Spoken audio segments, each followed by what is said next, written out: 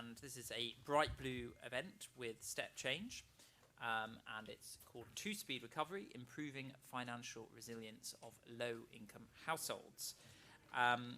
If you're tweeting, everyone tweets these events, please do use the hashtag #brightblue and the hashtag CPC21, and the Twitter handle for the two organisations is @WeAreBrightBlue and @StepChange. For those of you who don't know us, Bright Blue, we're an independent think tank for liberal conservatism. Our mission is to defend and improve liberal society. We do work across 7 research themes, broadly looking at domestic, environmental, social, educational, and employment policy. Tonight's discussion really is looking at how we improve the financial resilience of low-income households, particularly after the pandemic. Obviously, there's a build-up of debt, particularly, for example, rent arrears, and there's obviously been a kind of holiday around that. That will come to an end soon, so what's the impact of that going to be? The furlough scheme ended last month, and the benefit uplift ends the end of this week. What's the impact on the total income of low-income people going to be as a result of that? And do, I suppose, low-income households need further support with their debts during the economic recovery stage that we're going into? And of course, a big thing which has come through a lot of analysis is the impact of lockdowns and the pandemic on the income of different households. And broadly, for people on higher incomes, the pandemic has been quite good for levels of savings, cutting down on commuting costs, whereas people on lower incomes have really suffered as a result of many changes, including reductions in employment opportunities. So it's not just what government can do, but also businesses, individuals themselves, the wider family. We released today some work just looking at the extent of transfers between different family members amongst UC claimants, for example. And we see a large proportion of UC claimants receiving help from family and friends. So over 1 million, about a quarter of UC claimants during the first year of the pandemic was receiving support on top of their benefits from family and friends. And our analysis also found, for example, that there's a lot of giving from UC claimants. So even though they're on a low income, they themselves are giving to family and friends, and at one point in the pandemic were as likely as the rest of the population to be giving financial support despite the lower income that they're on. So what is the role of different actors in supporting financial resilience, and also looking at the role of the Financial Conduct Authority as well, the FCA, and John no doubt will have a lot of thoughts on that. So 5 minutes from the panellists and then questions from you. People are watching on the live stream. If you want to ask questions, please do so through Slido and tell us your name and where you're from. In terms of the panel, an excellent panel with us. We've got John Glen, MP, who's the Economic Secretary and the Conservative MP for Salisbury. To his near right is Polly Mackenzie, who's the Chief Executive of Demos and previously Director of Policy to the Deputy Prime Minister in the coalition. To my near left, we have Jessica Beard, who is the finance reporter at the Daily Telegraph. Tim Pitt, to her left, who is a partner at Flint Global and previously special advisor to the Chancellor of the Exchequer from 2017 to 2019. And then my far right, we've got Richard Lane, who's the Director of External Affairs at StepChange. So, John, over to you. Thank you very much, Ryan, and thanks for the opportunity to be here this afternoon. My portfolio as the Economic Secretary to the Treasury is quite an interesting one. On one level, I'm dealing with anti-money laundering. The next elements are around the international aspects of finance and the regulation of banks and insurance companies and investment banks. But I also cover financial inclusion and the role that the FCA has in terms of the conduct issues. And I chair the Financial Inclusion Forum with the Minister for Pensions, Guy Opperman, which is a place where we look at many of the issues that I imagine we'll discuss this evening. I think that what I would say is that clearly the challenges we've had over the last 18 months have provoked unprecedented interventions. And those interventions in some areas were things that we'd not seen before. They were designed on a bespoke basis for the circumstance we were in, looking at international best practice, the furlough scheme being the dominant one, but also a number of other interventions with respect to supporting people's financial well-being. And lots of those, are easing off in terms of the holidays and the sort of financial easements that we negotiated through with the financial services industry. In terms of what the government's role is here, clearly we have, the Chancellor has announced the Household Support Fund of 500 million in lieu of the end of the uplift, the temporary uplift that we extended for 6 months in March. And more details of that will come soon as we approach the budget in the next few weeks. But there are a number of things that I've been working on over the last 3 years that I think are relevant here in terms of dealing with the issue of resilience. One of the prime areas is about the whole area of high-cost credit, because we had an intervention by the FCA in 2018, which reduced some of the shall we say, more outrageous behaviours of some providers. But what we've tried to do is actually look at new interventions that will change the profile of options that people face in terms of dealing with those shocks to their income. So I've been piloting a no-interest loan scheme, leaning heavily on what we've done, what we've seen happen very successfully in Australia. And I'm hopeful that that can be something that we can scale up quite significantly in the coming months. Because I think working with Fair for All Finance, who we've also given, I think, 96 million to from the Dormant Assets Fund, we have got a great opportunity to create a sort of new template of responsible, state-sponsored, but collaboratively provided support for families in those difficulties. One of the biggest challenges I see from my area as the Financial Services Minister is that interface between financial services firms and banks and credit providers with the most vulnerable consumers. Often the data that they can share with respect to their financial health is more limited, and that means often there are limitations on what can be provided for them. Now, we've done a number of things over the years in terms of an affordable credit challenge and looking at how we can actually get more data from social landlords to actually increase the understanding of the creditworthiness so many people can access some of those products that are necessary. And often, of course, there is a poverty premium with many products. So we work with the FCA to look at, for example, insurance renewals and things like that to try and help people. Help to Save is a scheme that I'm always astonished by how little people know about it, because it's an amazing scheme that has been going now for 3 or 4 years. 284,000 people have set up an Help to Save account. And it allows people to save up to £50 a month and receive a 50% uplift after 2 years. So if you save £1,200 over 2 years, you would get £600 from the government. And that is something that we've also invested in. We've also put in the breathing space scheme, which is now up and running from May, which I think the sector broadly welcomed. We've still got work to do with the statutory debt repayment plan, which is the sort of an option in terms of one of the options that you would go to from the breathing space. Which basically gives people a place to look at where they, look at their situation and actually resolve it and get onto a new footing.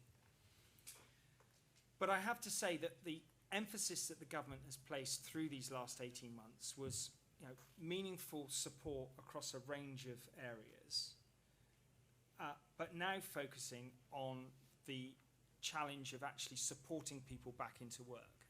And when the Chancellor made some of those interventions, it was widely anticipated that we would see 12% unemployment. We now see unemployment less than 5%, but we still have got some challenges to get wages up and to get that productivity Because what we really need to do is to make sure that we can get as many people as possible into work and into better paid work. And that will be the challenge in the coming weeks.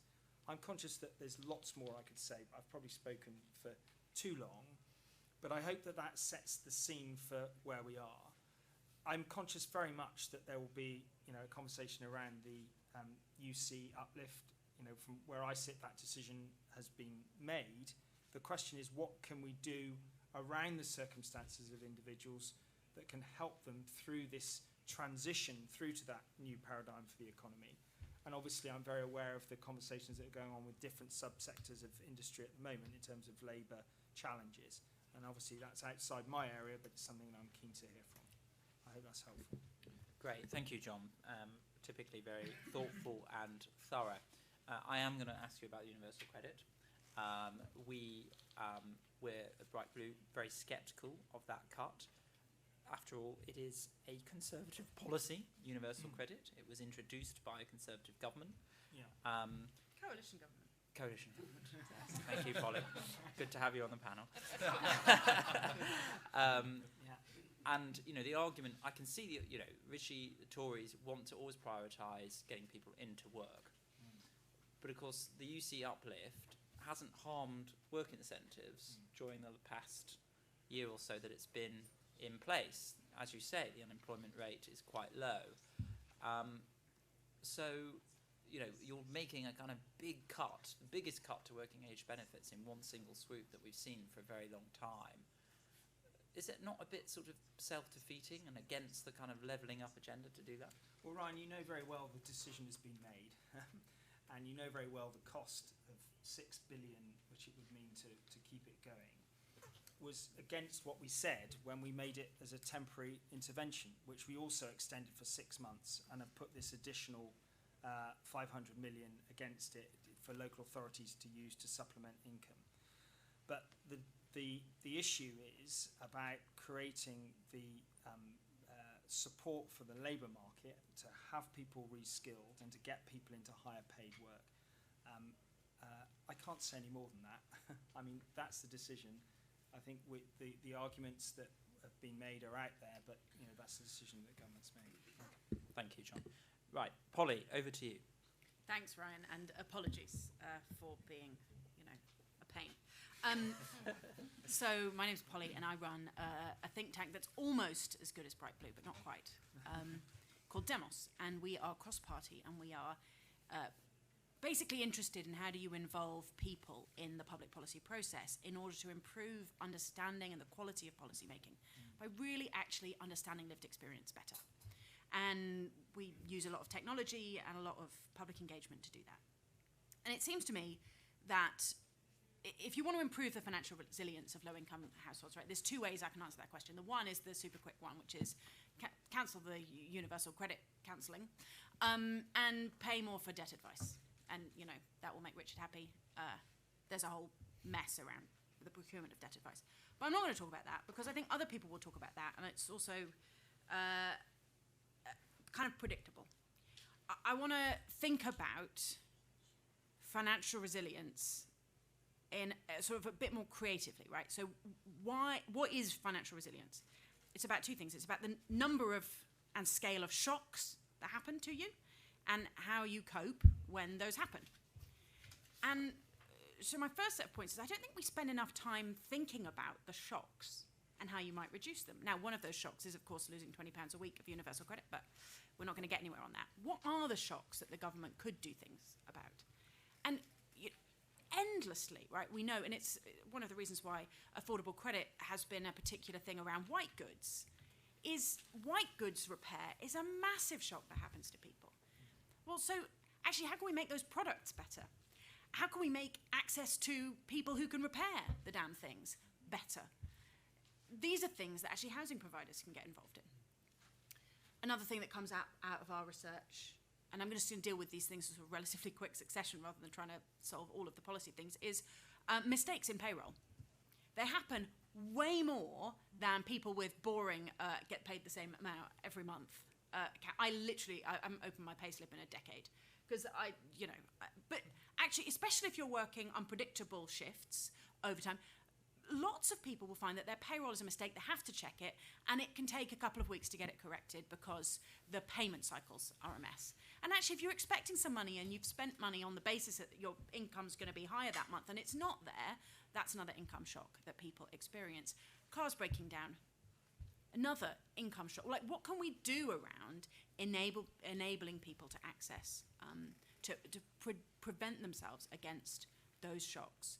How do we make sure that public transport is more available so that people actually aren't as dependent as they might be on cars? And actually, it's something where the government, I think, as part of the levelling up agenda, is doing lots of really good things around expanding public transport.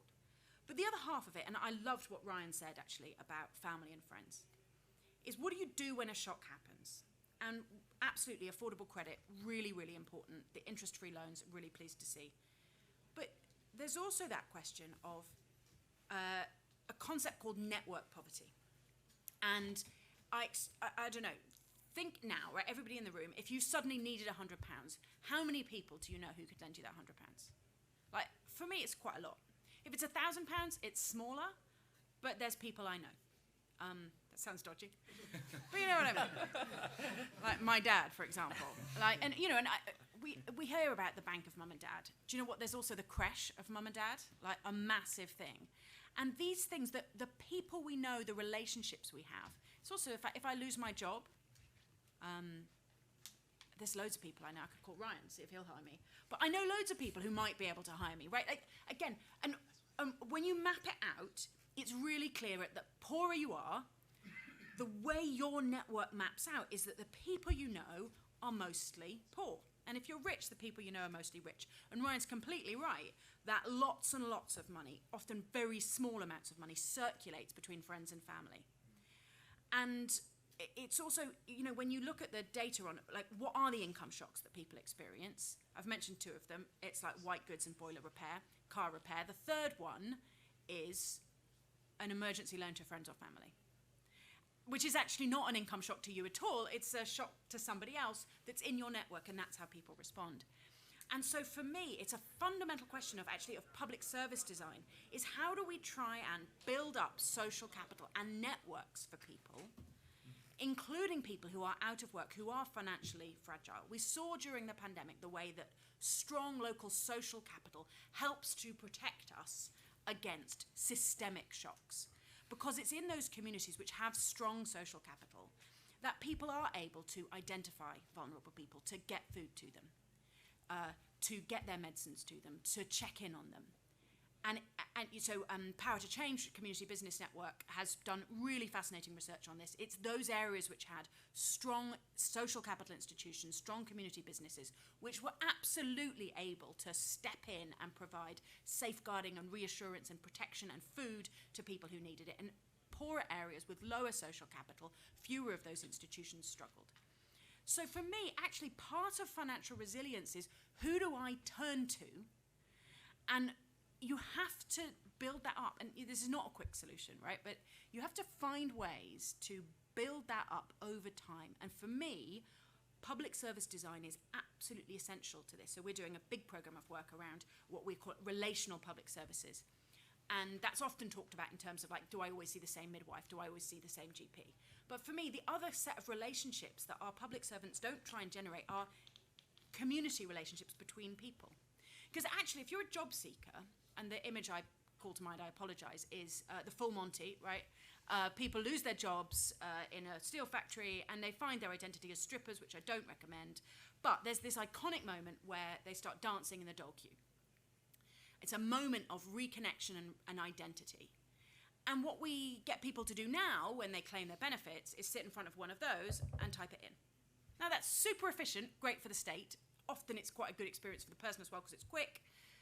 But it means that you're not ever meeting a person, you're not meeting your peers, you're not interacting with other people. Now, good parts of employment support programs will have things like job clubs or ways of meeting people or connecting people. But what we do is we always think that the state needs to interact transactionally with an individual, instead of recognizing that often what that individual needs is connection to others within their community, others going through similar experiences. We do bits of this with patient groups, but nowhere near enough And actually, what people need is resilience, and they need someone to turn to. It's good for their mental health, and it's also good for their financial resilience, because we know, again, from pathways, when you study it, sometimes it is the want of £20, which actually your neighbour has, that pushes you into a debt spiral. And resilience comes from who you know, and public services can build up better community connections, better social capital, if they're clever about it.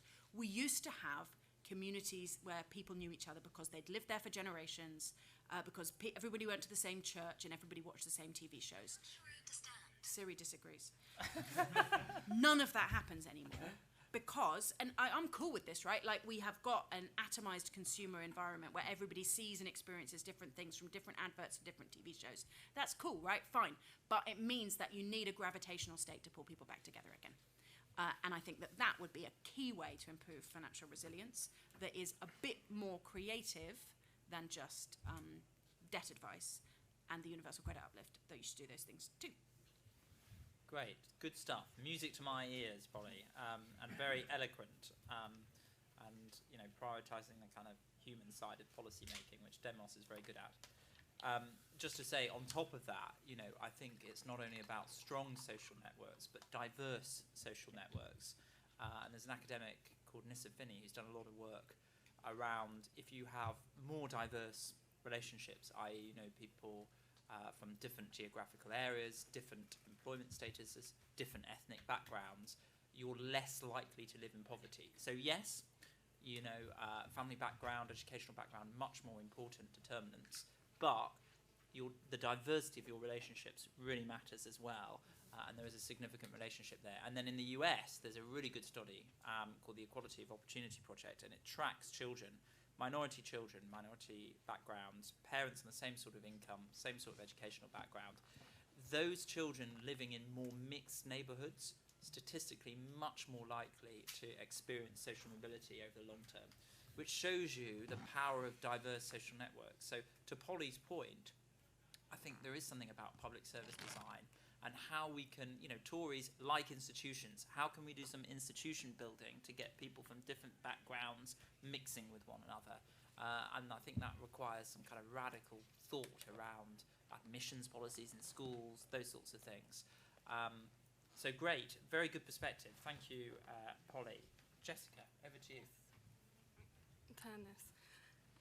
As Ryan said, I'm a personal finance reporter at the Daily Telegraph. Since the start of the pandemic, I've been writing about how it's been affecting household finances. And I think one thing that's really important to remember is that it's tipped households of all income levels into financial stress. And what it's done is it's highlighted a real savings crisis in Britain.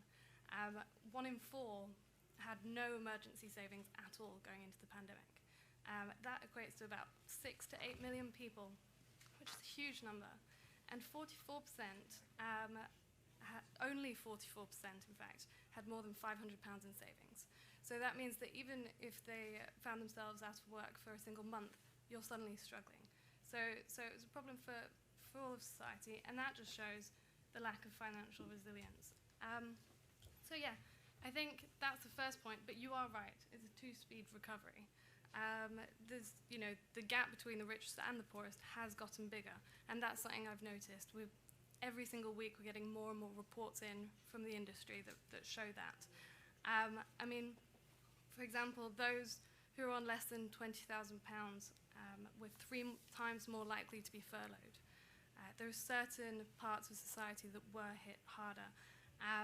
There's a lot of talk about this £200 billion savings mountain that's been created, but so much less about the monumental struggle that so many households went through and so many lost livelihoods and will carry on to. So it's not straightforward, because the people I've spoken to, quite a few of them came from high income backgrounds, and actually now, since the pandemic, they'll find themselves in lower income, and that's not something that's not going to be repaired very quickly.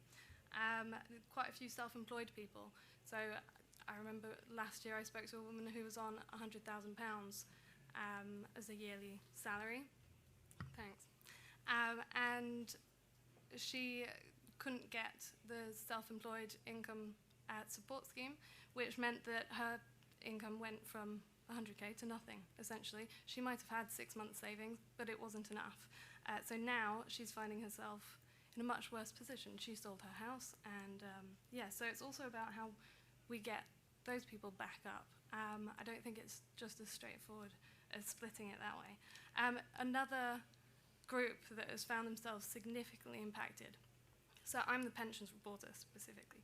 And I speak to loads of people who are over the age of 50 who lost their jobs during the pandemic or they were furloughed. In fact, in July, which the latest figures on furlough, a third of all of those still on furlough were over the age of 50. And people who were forced out of work have found that quite a few of them, speaking to them last week, they've been looking for work for over a year. So many have been forced to retire early, and that just makes the issue even worse because everyone knows that there's a big pension saving crisis as well. So many are walking into a retirement that isn't going to be comfortable. And that's before we even get onto the costs of living crisis. Costs are rising. So those low-income households that we're talking about, how are they going to afford the rising fuel this winter? Energy bills are going up. Inflation is surging. And this debt mountain that we're talking about is rising. And that's, taxes. So the poorest households, 57% of their income goes towards tax. And that's from the Taxpayers Alliance. And that's a huge amount that goes onto it. So how are they then going to put those savings aside? So what's the solution? How do we help people to save? Quite a few people I speak to say they should be able to unlock their pensions. It's not very popular among the pensions industry.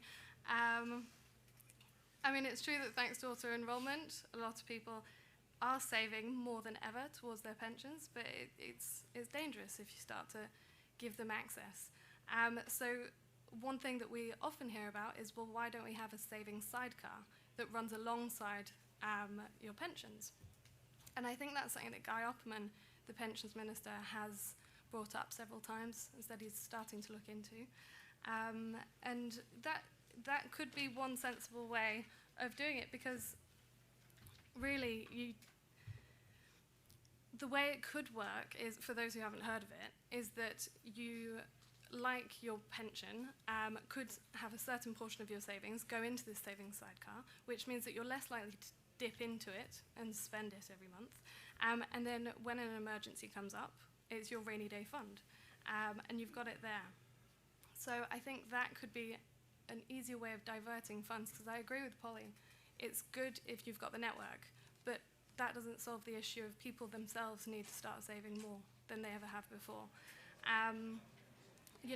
From the government, we're hearing a lot about one-off grants to see people through the winter, but in reality, that's not going to fix that much. And what happens the next time another crisis comes along? So really, we need a much bigger savings plan. That's it. Great, thank you, Jessica. I'm interested in the sort of question around how you encourage savings, and you talked about the sidecar account, which a lot of people have been talking about, to go alongside pensions and auto-enrollment.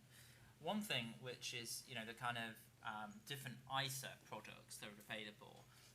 Surely if you just, lifetime ISAs, surely if you just kind of relax the rules around early withdrawal, you could basically have a product for, which replaces most other ISAs and is a kind of generous savings pot. I don't know if that's come up. Yeah, but then that's really costly, because the government would then have to accept that when people pay into a lifetime ISA, you get the government top-up or the additional amount. But the penalty for pulling money out of a lifetime ISA early is meant to reverse that. So it all comes down to cost, really. And one thing is, not to stereotype the typical Telegraph reader, but it is, tends to be more middle class. And I've noticed, in social attitude surveys, there has been a softening of attitudes towards benefit claimants and the welfare system. And I'm just thinking, the pandemic has shown that, you know, something completely unexpected and unprecedented emerged, and, you know, has it sort of, amongst readers, is it sort of, you know, a lot of Telegraph readers probably think, you know, you just need to work hard, it's all about will and agency, and that determines your luck in life, your lot in life. But actually the pandemic has shown, actually, sometimes it's just brute luck, random things happen, and terrible things happen. So do you see amongst Telegraph readers a kind of softening in attitudes towards, say, benefit claimants, towards, you know, the support systems available to people who do face misfortune and bad luck? It's funny, I think it's all down to the terminology of it. So our readers don't seem to like the word benefit, and I think it's what it implies. But the products that are essentially benefits, they are softening towards those. So I think maybe we just need to change the language that's used around it, because it still does have certain connotations that a lot of our readers don't seem to like. But absolutely, with so many people I speak to, we get so many letters sent in to our desk from people who never thought they'd be in that position, because they did have those 6 months savings, they did put enough aside, and actually the pandemic thwarted that, and they've found themselves much worse than they were before, and, you know, that creates panic. They don't know what to do from there on. Great. Tim, somebody who's been involved in statecraft, what should government be doing?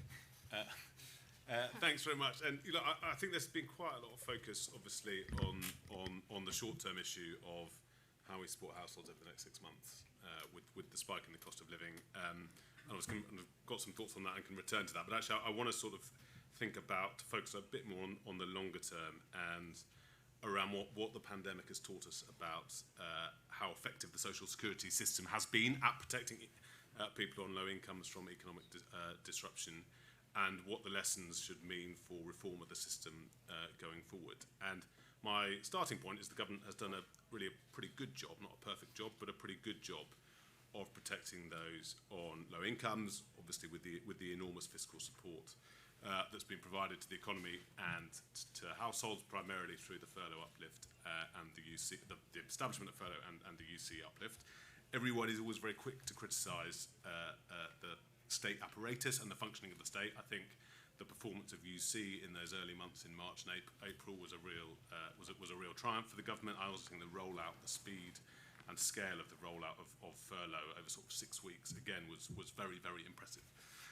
Having said all that, the fact that we had to introduce furlough and the fact that we had to increase the generosity of universal credit literally overnight seems to me a pretty clear acknowledgement from the government that the existing system of social security that we went into the pandemic with was not fit for purpose and wasn't good enough to protect people on low incomes from economic shocks. And the Prime Minister has said over the weekend, he said, we didn't go through COVID to go back to how things were before COVID. I think that should squarely apply to the social security system. It would seem to me very odd to return to the exact same system we had pre-crisis, when the government's policy response to that crisis, said very clearly, we know it's not sufficient to protect people on low incomes from economic disruption and economic shocks. And I think that it's a hugely important issue, because unfortunately the kind of reality is, if you look forward, more economic shocks, more economic disruption is on its way. The OBR has done some pretty interesting analysis of economic shocks. They've become more frequent over recent decades, and that is a trend that they think is going to continue.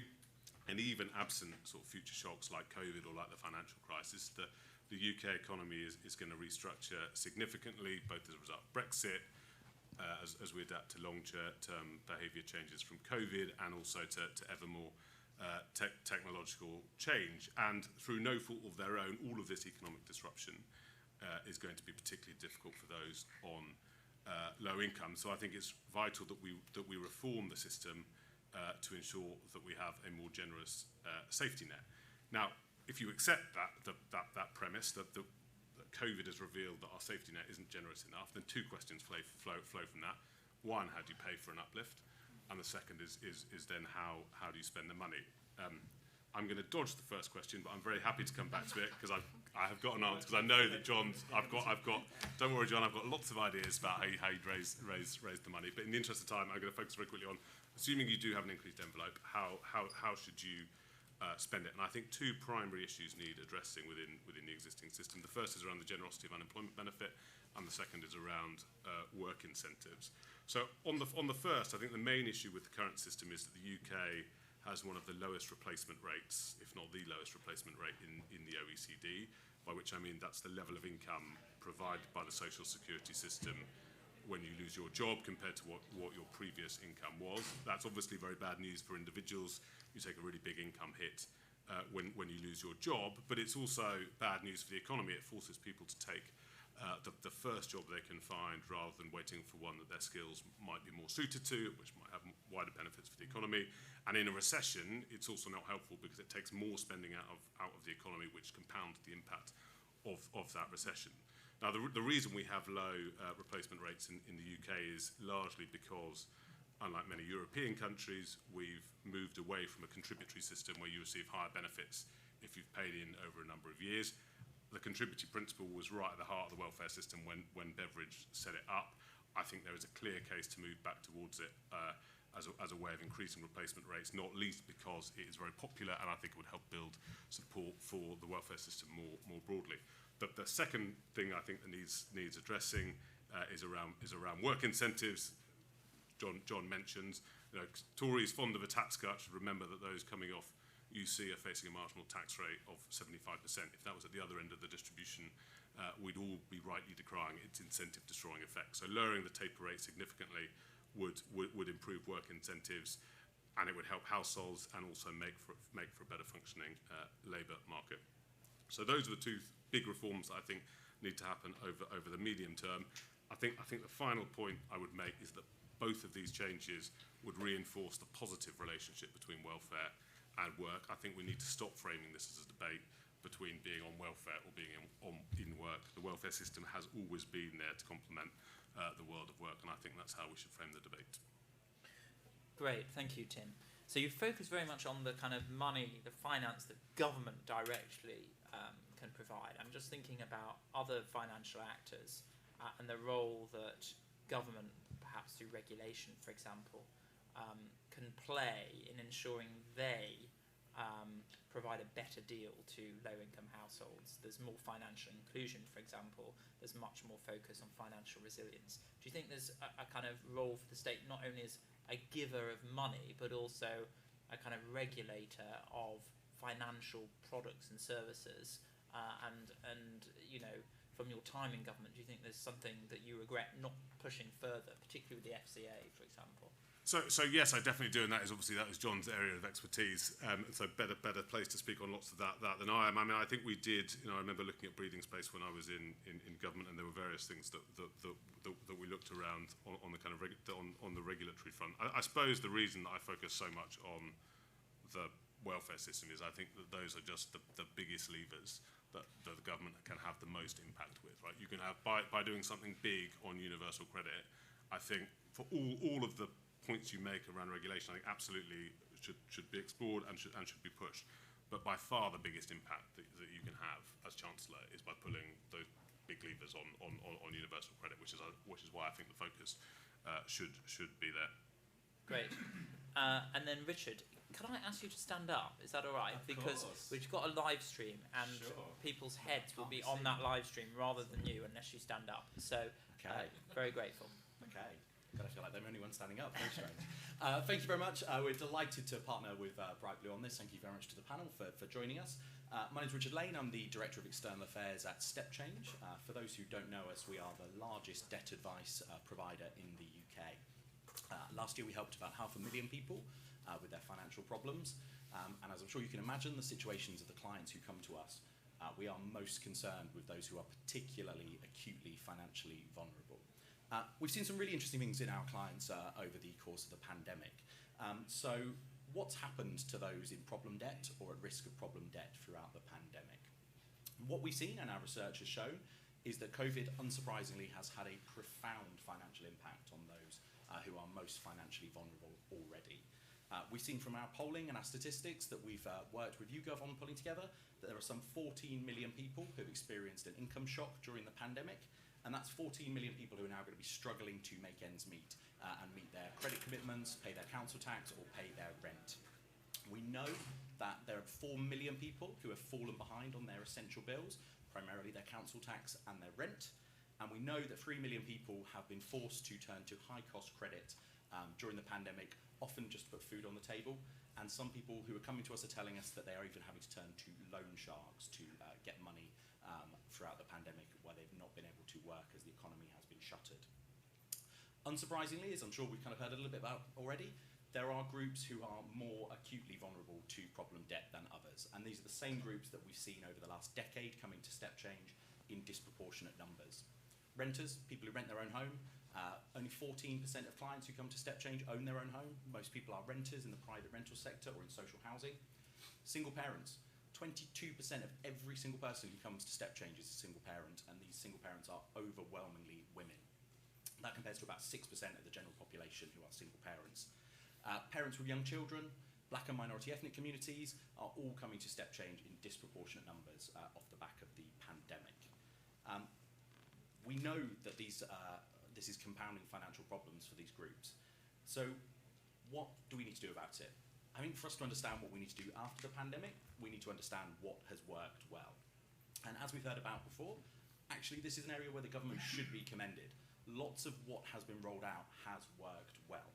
We've seen that furlough, the uplift in universal credit, the pausing of enforcement action and collection action from creditors, which the FCA has kind of been very clear had to be done during the pandemic, has stopped people falling over the financial cliff edge. And that has been an absolute lifeline for people. So government and regulators should be absolutely commended for that. We have actually seen throughout the pandemic that demand for debt advice has fallen quite drastically. In 2019, we helped about 650,000 people with their financial problems. It was about 500,000 people last year. Because we know that even though people might be financially struggling, until it crystallizes to that point of crisis, people do not come for the help that they need. And that has been a good thing in many sense, that the income has been protected, but we are expecting that demand to rise drastically. We don't know when that will be. I don't want to be the boy who's cried wolf, because we've been expecting it for a little while, but we are expecting to see those households who are financially impacted have to come for debt advice soon. What we also need to see is those who have built up arrears being able to help pay that back.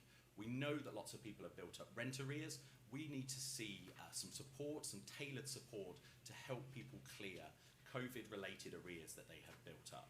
We know that there are about 250,000 people who are in rented accommodation who worry that they are going to be kicked out of their homes. That is going to be a huge drag on an economic recovery if we don't have targeted support to help people get back on track. So we would like to see a really targeted fund set up so that people who are behind on their rent, behind on their utilities, can access that money to be able to get back on their feet. Unsurprisingly, you know what I'm going to say? We do think the universal credit uplift of £20 should be retained. We have a huge number of our clients who are in work, but who are in receipt of benefits of some sort. Before the pandemic, some 74% of all of our clients on universal credit had what we call a negative budget. That means that even after income maximisation, even after the most stringent budget that we can put them on, they still have more going out than they've got coming in. After the £20 uplift, that was reduced to 46% of those clients on universal credit. So that is a huge change in circumstances for a huge number of our clients. So we need to make sure that we can support people who are on benefits who are struggling to make ends meet.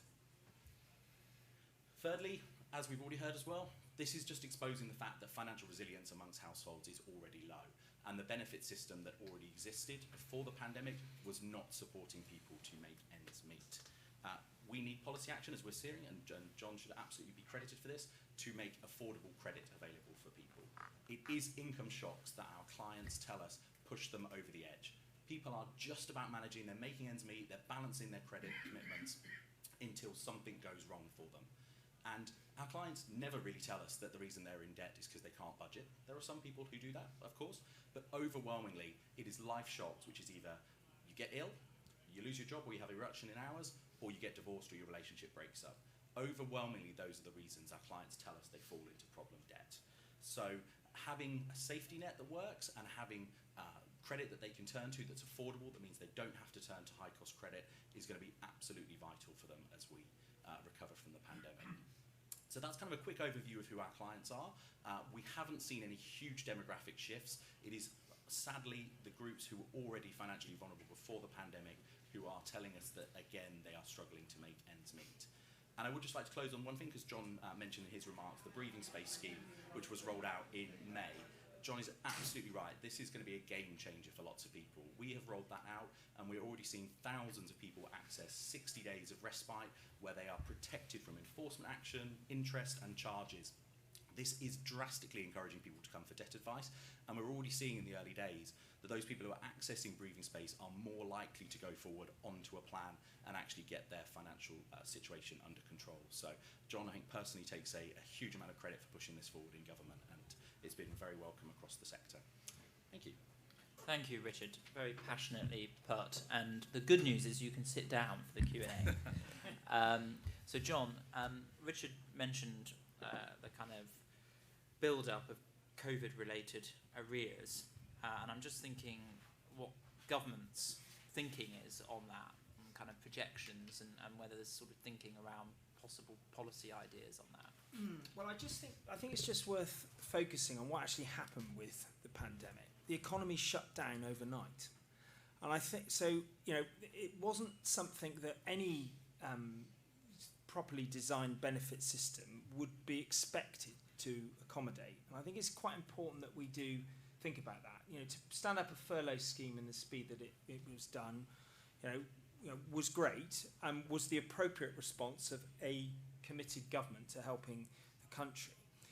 But you're absolutely right. I totally accept that the distribution of the effects of what's happened, you know, is very different across different cohorts and different parts of the country and different industries. And the question then is, what is an appropriate, you know, intervention? So by putting our household support of 500 million, we are giving local authorities that discretion to assist where Richard was talking to, where people are in that extreme position of debt, where you've got people local and, you know, familiar with the circumstances of those families to do that. But, you know, the notion that somehow we could have a universal prescription for every family, taking proper account of all their circumstances before, during and after, I think is an unrealistic intervention.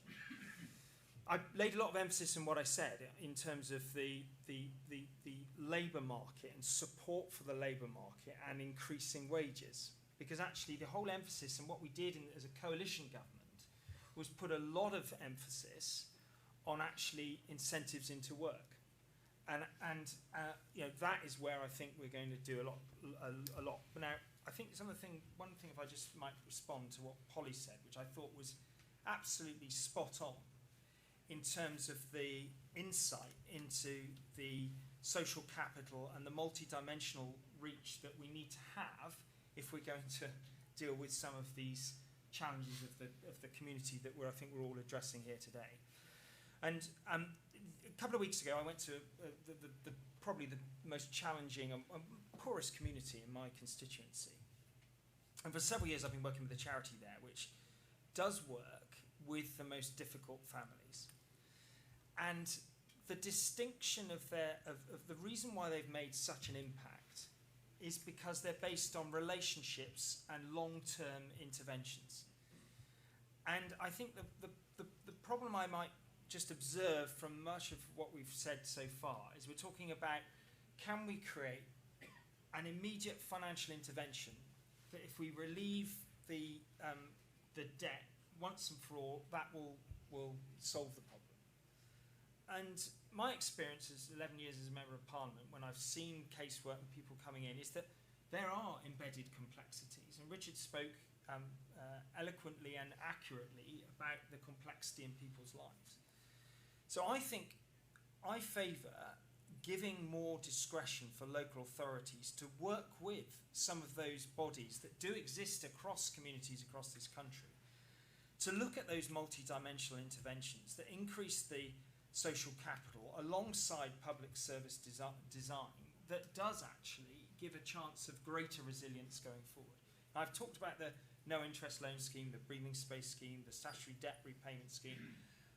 the money that we're giving to local authorities to assist. Tim mentioned some systemic changes to the benefit system. I think the implications of that in a situation where we've already raised taxes quite significantly would be, very difficult to work through in the immediate term. But I mean, personally, I'm always up for looking at ideas, and I think as the Chancellor said today in his speech, pragmatism is something that drives him, and I've seen him close up, be it with the bounce-back loans, with the C-bills, with a number of interventions and bespoke industry interventions. He's ready to look thoughtfully and practically. We will continue to work with StepChange, who do a fantastic job, and we funded them significantly. I think it was 32 million extra we gave in May last year. And you're right, Richard, you were pessimistic about the prediction of but that will probably change. And we want to work with you to try and give that better advice. And the other thing I would say is that I think the Money and Pension Service has a significant role to play. They've produced their financial well-being strategy, and I think that is really important. I'm familiar with the savings sidecar idea that Guy is very attracted to. The issue is, in an environment where we gave so many freedoms to people in terms of their pensions, what you then do in terms of the balance between that compulsion or an option to save alongside it. We've brought in auto-enrolment. If we I think the notion that most people will elect to put 1% additional into a savings vehicle, I don't think is necessarily true with the sort of behaviours we see, although it's an interesting concept and one that I will continue to look sympathetically to. That was a longer response than what you wanted, but I was trying to respond to everyone else. No, thank you for doing that. Okay, so let's open it up to questions, thoughts from the floor. We have a microphone because people are watching. Well, I think people are watching. Hello, are you there? So we need them to hear through the live stream. And if you are listening through the live stream, you can, again, just to remind you, you can ask questions through Slido or through Twitter through the hashtag #BrightBlue. So let's take questions here first. So Matt, if you want to go first. Thanks, Ryan. Brilliant discussion. Matt from Crisis. So I think the case for rebuilding social capital and resilience is obviously inarguable. I think what's not been discussed is what takes that away. So if universal credit's not up for discussion, there is one thing I think could be usefully discussed, which is local housing allowance. So that was a brilliant policy to restate at the 30th percentile, so affordable rents were once again more affordable for people on housing benefit, but that's been frozen again. So my question really is, how do we, really it's a policy-making question about what's the calculation at this stage, because we know that if you continue to degrade that housing benefit, people will lose their homes, they will become statutorily homeless, they will become less able to use or have any social capital, they'll be on housing waiting lists for years and years. So it's not a question really about kind of will you restate it, it's more kind of in that calculation of what you should do, how does the loss of social capital and any other kind of costs to the public purse come in when you're considering what to do? Great. I might take another question, actually. So this gentleman here. Thank you very much. My name is Daniel Silverstein from the left of center of Germany, Taz. A lot of what you all spoke about is what can be done to or for people who are on the lowest incomes. I'd like to turn this question around. What can the people who are on the top of society do for those people? Sort of what can be leveled down to those people from the higher income brackets? And I ask this question for a particular reason, perhaps part of the leveling up agenda. The discrepancy between those who have and have not in the United Kingdom is particularly crass, and that's why I'm asking you this question. Great, thank you. Polly, perhaps I come to you first on that last question. People on the highest incomes, how can they contribute more, and how can we get them to contribute more?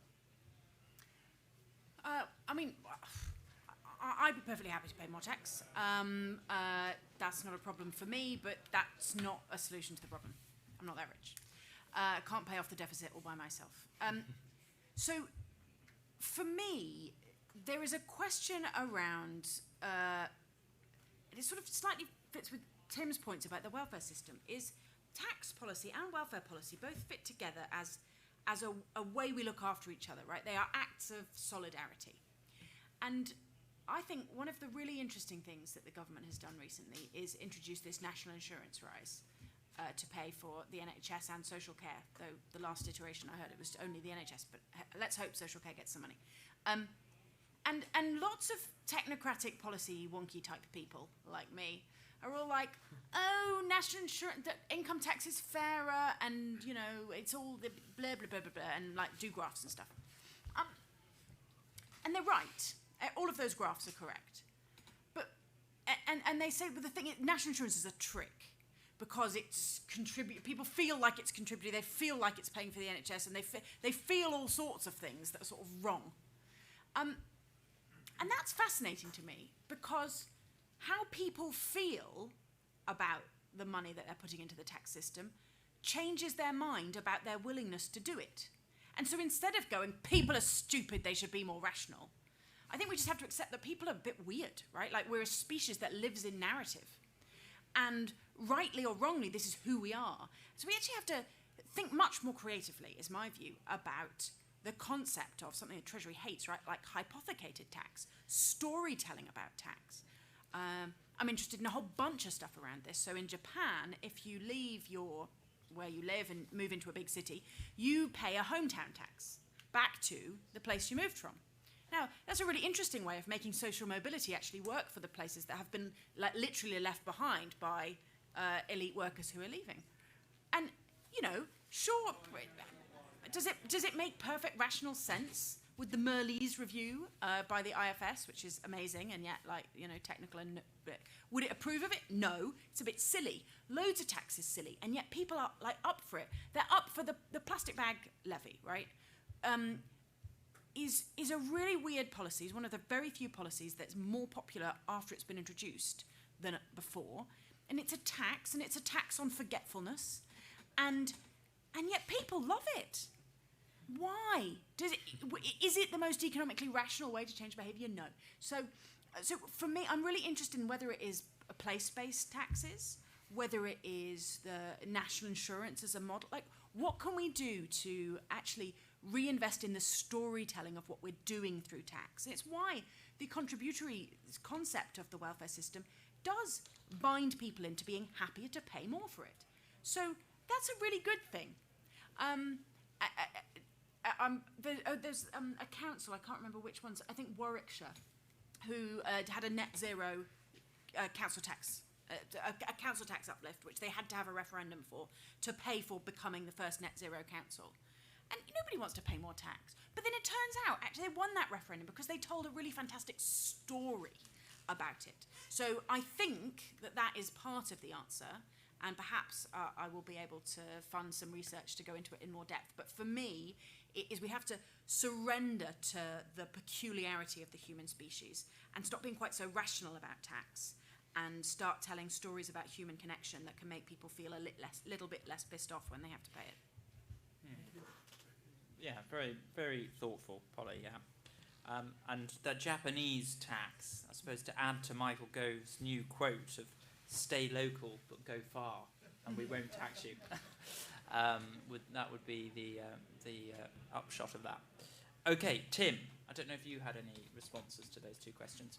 Well, yeah, I mean, I think actually I'm picking up on a couple of things Polly said as well. I thought the national insurance rise was a pretty good idea. I mean, it wasn't perfect, but it's pretty progressive, right? You are, to your point around, that is literally asking richer people to pay quite a lot more tax.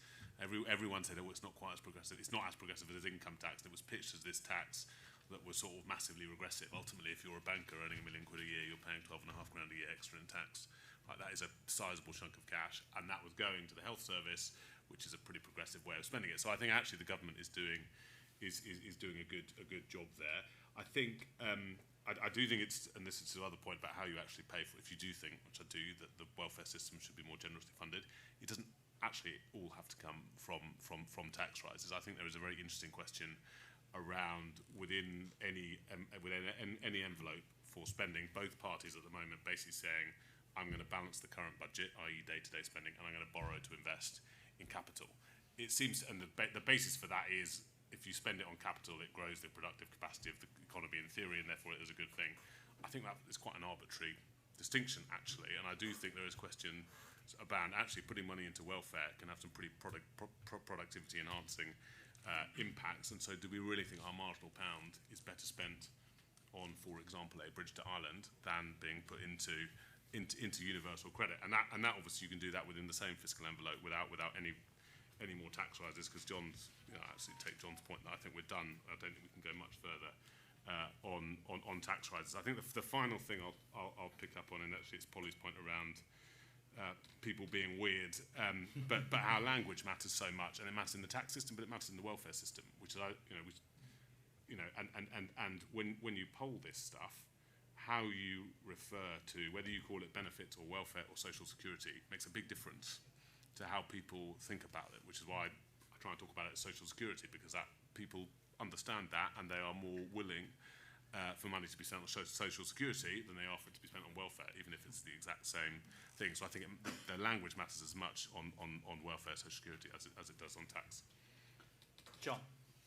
Yeah, I think one of the big problems with tax is people's confidence in how efficiently it's spent. And it goes back to the design of policy in terms of it going into an institution with very little accountability, apparent accountability of how effectively it's used. And one of the things about being a government minister and a constituency MP is every Friday, Saturday, Sunday, I connect with the realities of what some of the announcements and what people think. And I think that on the whole, notwithstanding what people have said about the choices around how to raise this extra money, what people are very concerned about is how is that money going to be effective? There's obviously an enormous backlog in elective operations that need to be cleared, but then there's a real challenge of how to make sure that money is spent well. So I think often you get this where middle-class people say, well, I'd be prepared to pay a little bit more tax, but actually they don't vote for it in elections. And I think we've got to do a better job of actually explaining to people how it's spent and why people are accountable for it. When I was at Exchequer, I used to do something called public sector value, which was trying to find a mechanism that you routinely use in business to assess outcomes and measure it. That's very uncomfortable because people almost see it as an affront, but actually by asking that question, you're almost saying that people are doing it inefficiently. But I mean, why shouldn't we be accountable for how we spend what is taxpayers' money? But I think this whole principle of a contributory principle and re-establishing the contributory principle is an interesting one. But what's lacking is a degree of transparency over where we are now. Often you have elderly or older people say to you, say to me, John or Mr. Glen, don't you muck about with our triple lock or our, my pension. We've been working hard all our life. But when some of the contributory principle that underpinned the pension, people lived rather differently. I've got a grandmother who's 101 next month. She's been retired for 41 years. That was not how it was designed. And the additional support around the social care and the support benefits that go around that were also not part of the principle of a contributory principle to a pension. So we have got some fundamental disconnects to put right as we try and fix something in real-time life. And the third point I wanted to make was we haven't, in this conversation at all this evening, and I often see it when I move from talking with banks and the business day to when I come to an event like this, and I'll do another one like this tomorrow, is we don't talk about businesses and the generation of tax revenues that comes from a dynamic economy with a more productive and high-skilled economy that can generate the step change in the sorts of technologies that will deliver us the productivity uplift and increase wages, etc. So when we think about the tax burden and we casually make these assertions over where we want to spend extra money, we've also got to think about the sort of context that we're in. And I think two or three people have said, I think we're at that limit. We are, within the terms of this country's history, still taxing a great deal. And so that's what I think.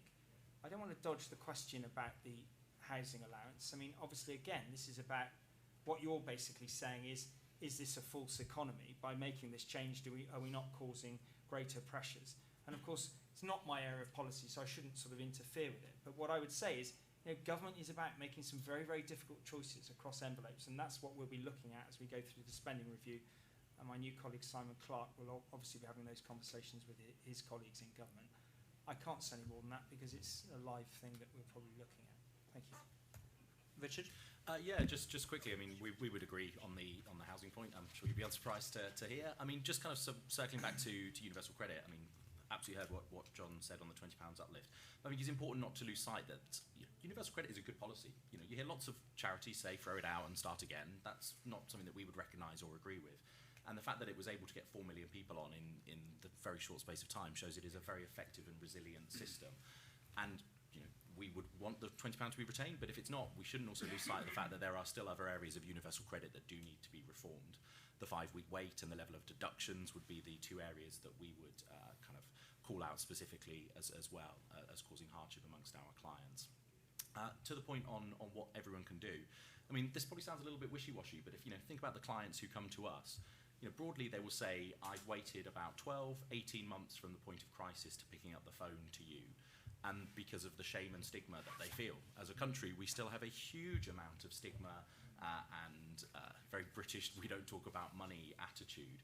And that's something that we can all do. It doesn't cost anything, but actually, as a government and as people in policy space and as individuals with friends and family, we all have a role to play to start dismantling some of that stigma that makes it easier for people to actually come forward and tackle the issues when they've got them. Great. And Jessica, I think you wanted to come in. Yeah, just on something that John was saying, with transparency for taxes, the latest national insurance hike was meant to go towards the NHS and social care. And yet this morning I was getting comments from industry experts about the fact that council tax could also increase to pay for social care for local authorities. So that comes into the transparency of it all. I mean, people think that they're paying towards it through national insurance, and yet now they hear that they're actually going to have to also pay for it via an increase in council tax potentially. So it's explaining where exactly is this money going and why are they having to pay it through several different taxes.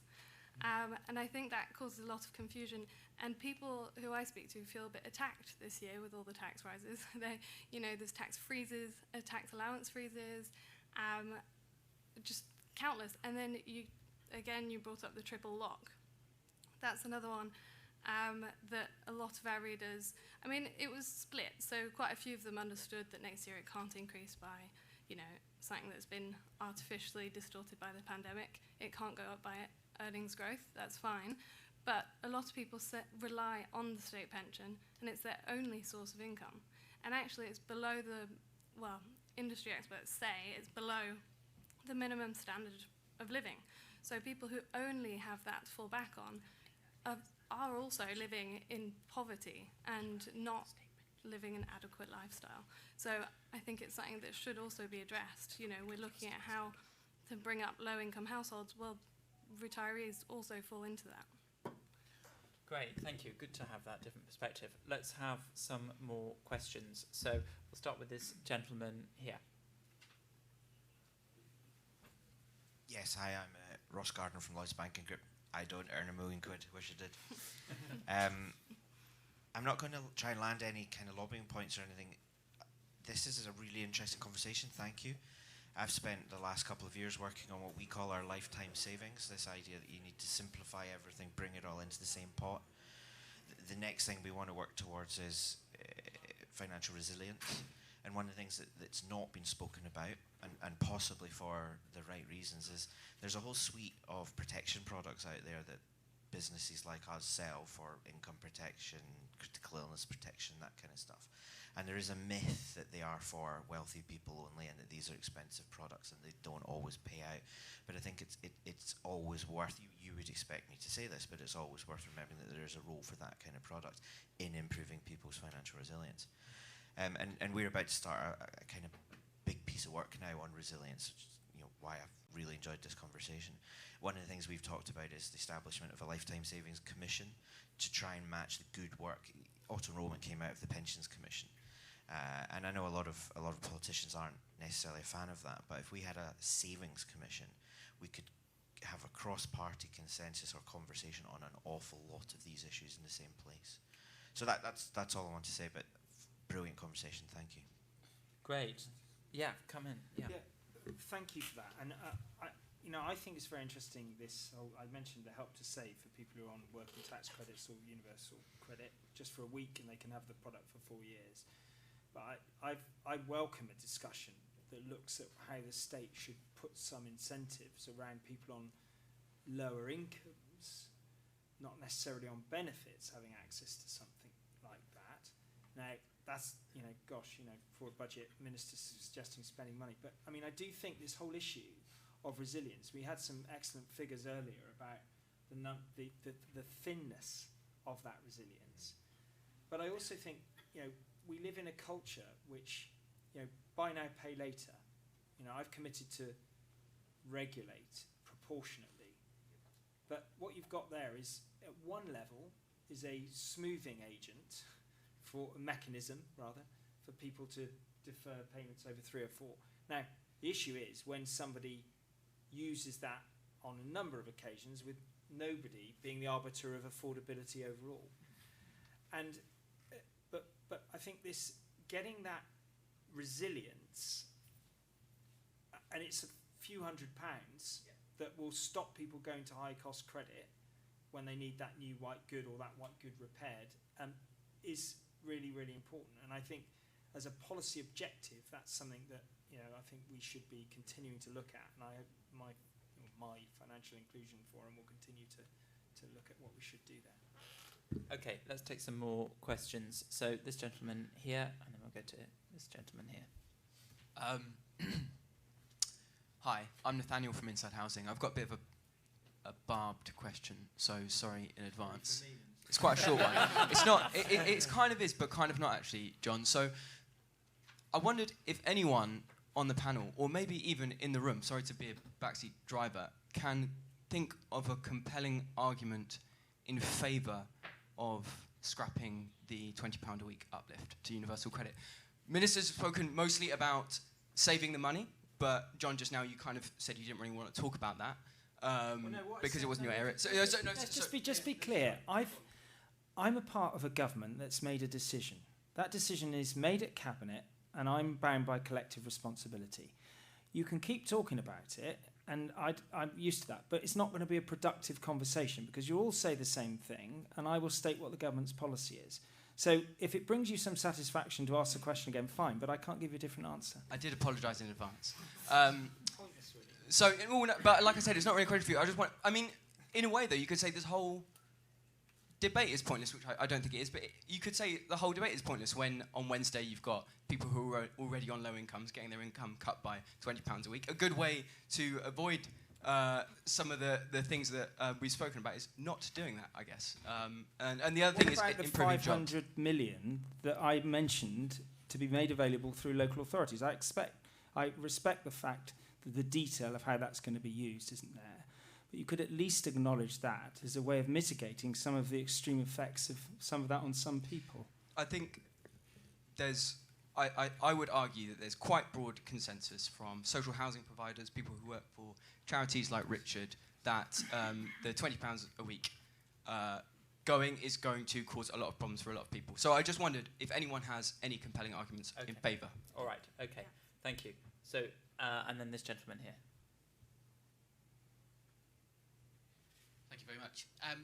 I'm interested in getting back to a little bit of financial resilience and it not just being all about the money. and that money can help, but it's social fabric kind of stuff.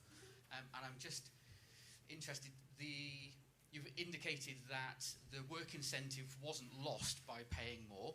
Unemployment hasn't gone anywhere near the levels that we were concerned it was going to, and so that side of the argument perhaps isn't very strong.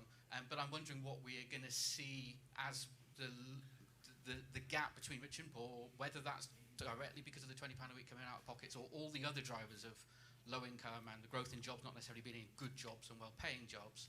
I'm just wondering whether the wonderful job that Universal Credit and Furlough have done of shielding society from harm, like death by suicide, like family breakup through divorce, I'm wondering, what are we watching out for? Lots of organisations like me at Christians Against Poverty and many others will quite happily bang the drum for the £20 a week going back in the pocket. But I suppose last February, if we were told there was £6 billion on the table, we wouldn't have said, put £20 a week in everybody's pocket. We'd have said some other stuff about that money that would have delivered the kind of social fabric stuff that Polly was talking about earlier, that would be contributing to increased financial resilience. So I'm just wondering what kind of things are panel worried about happening that aren't to do with my wallet's a bit thinner, but might be my kids are a bit thinner, my future pension is looking a bit thinner, the kind of long-term scarring that may happen socially and financially. Okay, thank you.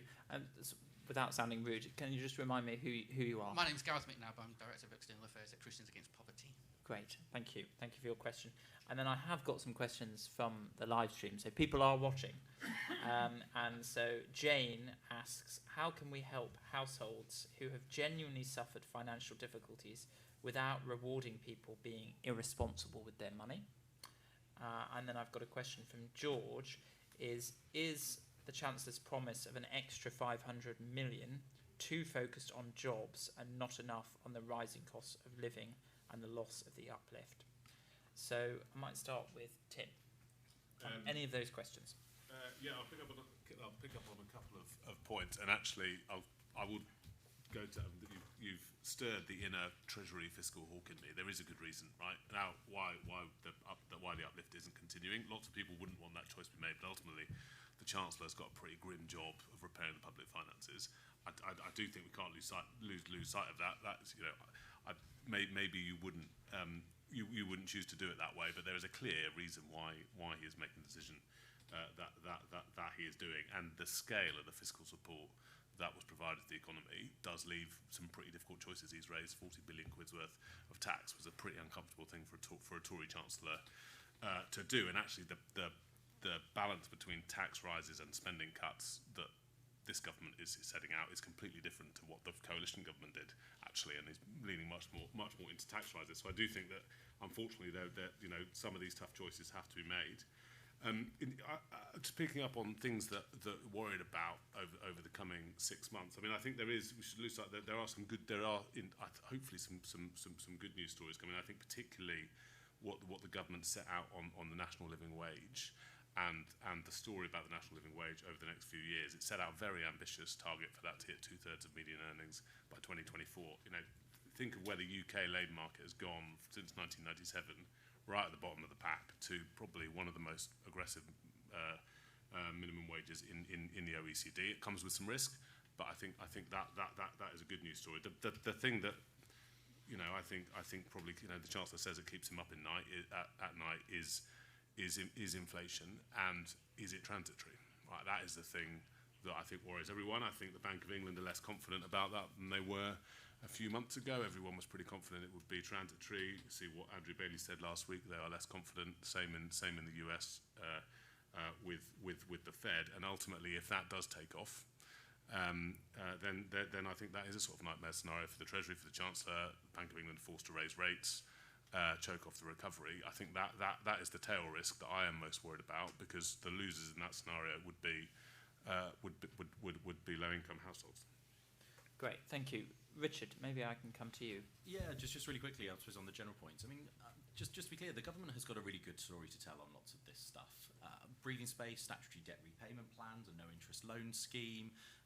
FCA is currently consulting on a duty of care.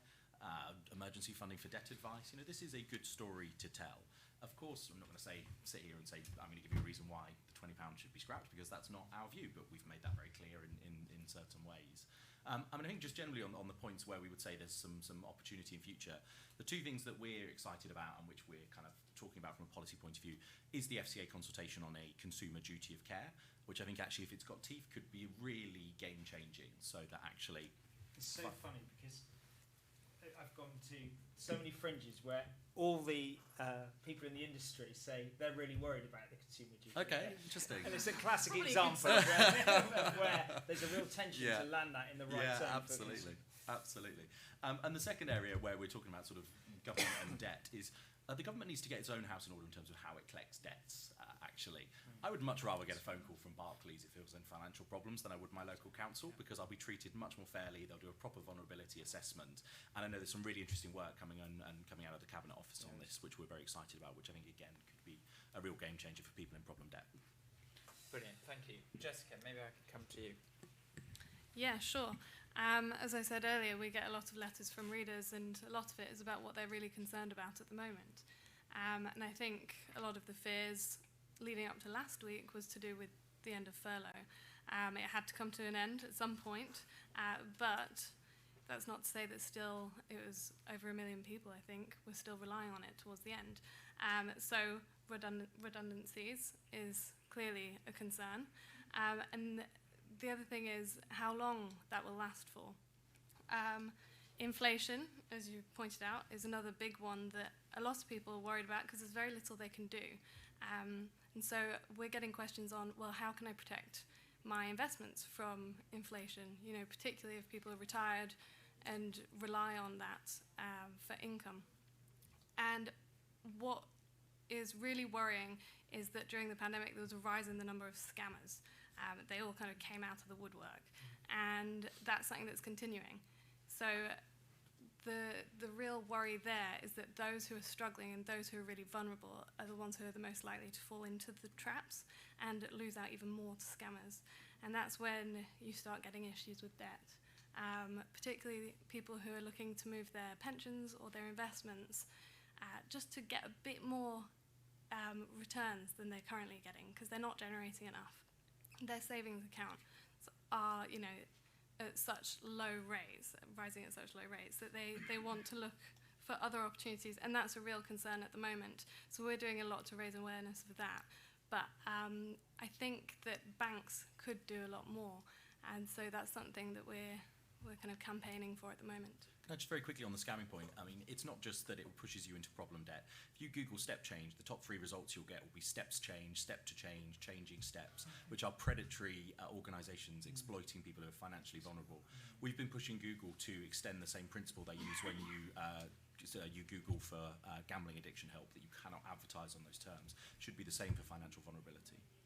And hang on, Tracy, you wanted to come in? Yeah. Do you want? Sorry, just wait for this mic because we've got to pick you up on the live stream. The gambling one. Not that there's any pressure. Just picking up on that particular problem around debt, and obviously, John, I've got my glasses on. Sorry, people have talked about the complexities of a lot of the issues within low-income communities and the difficulties that they're facing. So obviously, we do welcome some of the government's responses to the issues here, the breathing space and the reduction in rates of repayment, but we don't think they actually go far enough. And I think what we're advocating for, my name's Tracy Hemmington, and I'm from a grassroots organisation in Teesside, and part of Poverty to Solutions. And what we're advocating for is a participatory approach to policy making, so that the policy responses reflect the complex needs that are evidenced within our community, and then have their desired outcomes. Yeah. Okay, thank you. Polly, any reflections from you? First, yes to participatory policy making. My whole think tank is about participatory policy making, so you're definitely right about that. I think there's so many early warning signs, Gareth. I think energy bills are top of my list to worry about. And again, it's so frustrating to me, and I'm sure to everybody, we don't have the highest energy prices, we have the highest energy bills, and it's because we've got the stupidest, leakiest houses. And we've been trying to fix this, and everything is underpowered, not enough skills and training goes into it. it's just a no-brainer because it's good for growth in the economy. It's a good kind of job, and we have to resolve that because the energy bills it's bad for carbon, but it's also bad for people's pockets, and it can be so devastating and so overwhelming. And completely endorse Richard's point about government debt collection, which is so awful. And I think be stupid. So before this, I founded a charity called Money and Mental Health that looks at the links between money and mental health. So it'd be stupid for me to not also mention, mental health as absolutely a leading indicator and also a really problematic thing, because the worse your mental health, the harder it is to manage your way out of debt. And so it becomes a downward spiral in a way that is a complete disaster. And the government has done good things again on mental health, but it is about putting that front and centre and understanding that in fact debt interventions are a medical intervention, and they actually help people to recover faster, 3 times as fast. And we put such a trivial amount of money into debt advice, and we should think about it in comparison to what we put into treating people for conditions that in fact would be resolved if they just got debt advice or a proper back to work support. All of the things, the 6 billion, the first thing I would spend is on really great back to work support for like individual placement support for people with long-term conditions, mental health problems, because those people, the government I think still has a commitment to halve the disability employment gap, and it's not making a dent in that because not enough money goes into that, the DEL spending, the like giving people help spending. Too much of it goes on the benefits side. Great. And John, final thoughts from you? Well, I think Tim expressed many of the sort of macroeconomic concerns that preoccupy us in the Treasury. I think it's fair to say, though, that we're going through a transition in terms of the labour market, without a doubt.